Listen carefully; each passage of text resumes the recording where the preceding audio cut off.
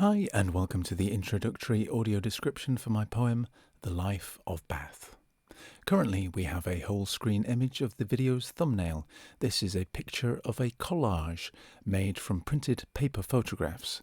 The main image is of the Palladian Bridge and Lake at Bath's Prior Park, with the mansion in the background, but the scene is crowded with cut-out images of several other sandy Bath stone buildings. The text, The Life of Bath by M.D. Kenyon, with audio description, is also cut and stuck as part of the collage. Lyfe is spelt L-Y-F-E, as a nod to the Middle English spelling of Chaucer's Wife of Bath. Following this introduction, you will hear a printer spit out a page with the poem's title. Then there are some tracking and panning shots of tourist sites in Bath, which will be described as they happen. The final shot is of the side of the assembly rooms and pans to Wood's restaurant, where a hard-backed book of The Life of Bath by M.D. Kenyon is discovered and opened as the poem begins. Inside the book is a picture of the exterior of Wood's restaurant. During the poem, the video shows various images to reflect the text. These images are almost all collages made from cutouts of printed photographs. The camera moves over them to give a sense of animation, like a children's TV show from the 1970s or 1980s, if it were very poorly done. The poem ends with a picture in the book of a ginger-haired me winking. I have been superimposed on a picture of a man in Regency dress, and the camera pans out to show the side of the assembly rooms.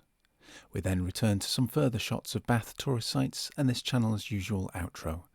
These will be described as they occur. If you let the video play on, there will be a series of still images of the collages used during the poem, and these will be described then.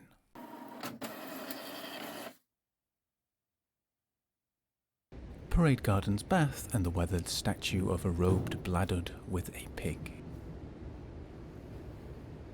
The gilt bronze head of the goddess Sulis Minerva in a clear perspex case. The green water of the Great Bath, surrounded by pillared walkways and overlooked by Bath Abbey. The front of Bath Abbey with sculptures of angels climbing ladders to heaven. The River Avon, with the city's vaults and Pulteney Bridge reflected in its calm waters. The Life of Bath by M.D. Kenyon. My dear, last week I went to Wood's for lunch. I would not rush. What a crush. What a bunch. I couldn't hear my own thoughts for all the talk. Bladud was there. He'd ordered the cured pork. Clearly not much of an adventurer. From a nearby table the Emperor hobbled, it is not easy being lame, to the waiter and said, "I'll have the same," for which Claudius was notorious. When I did manage to make my order, I started with a local spring water. It was warm and pungent. With so many interesting people there, service was slow. What could I do but stare? John Wood's senior and junior were both there. A dry Bath bun had caused senior to cough, so as usual, junior polished it off. I could see there was a minor fracas involving Beau Nash and William Herschel, both doing tequila shots at the bar. I watched them quite closely, and you could tell that once the drinking was paid for and done, Herschel was staring at the waitress's bum. He seemed to be lost in a reverie, as if it were a new discovery. Then they both stumbled out past the parked cars, clearly the worse for wear and seeing stars. John Wesley sat a few tables from me, looked disapproving with his herbal tea. Ralph Allen had coom down for his luncheon. He looked slightly stony-faced, but healthy. Sat there quietly taking a selfie. Then he scrolled, quite unable to relent, mining social media for some content. His air that of someone quite exhausted, searching anything to be cross-posted. James Dyson left carrying a tub of food, but with no doggy bag, Not to be rude, but this man's brand is clearly relentless.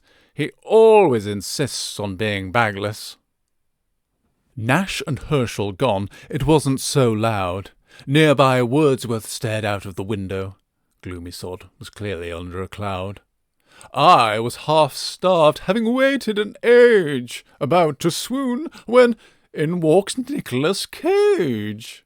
He's not staying, and there is a to-do, as he is just desperate to use the loo, and the British pull switch leaves him puzzled, but once it's sorted out, he leaves relieved.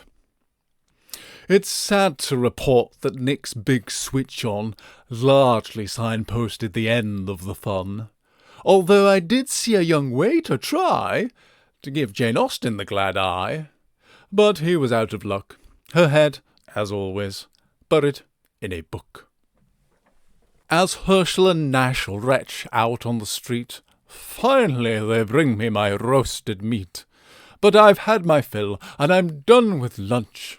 My, what an experience! What a bunch! Bath standards brought low by the credit crunch. It is a matter of great, great sorrow. I'll report more when I'm back tomorrow.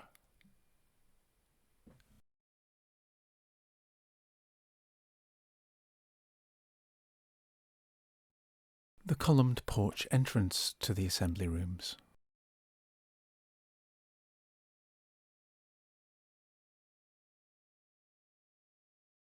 The clump of huge 200-plus-year-old London plane trees in leaf at the centre of the circus and the curved town houses surrounding them.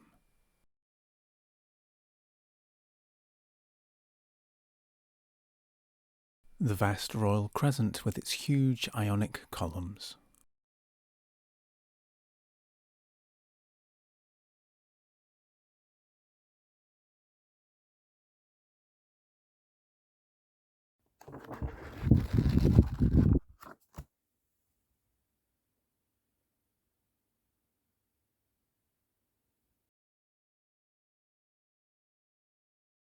I am now going to describe each of the images displayed during the poem.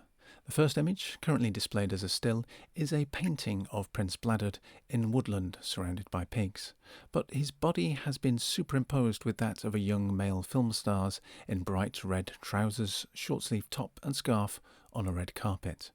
The Woods restaurant awning is above him and outdoor bistro chairs either side with a Woods A board. The next image is a Regency cartoon retitled Aquasulis Races, showing people with walking sticks heading down a hill in Bath. One of their faces has been replaced with a Roman coin with the Emperor Claudius's head appearing on it. The Woods awning and bistro chairs reappear along with a Roman standard. Now the one image that is not a collage, a close-up on a water glass, with red wavy lines drawn in felt tip on either side, and green wavy felt tip lines above it.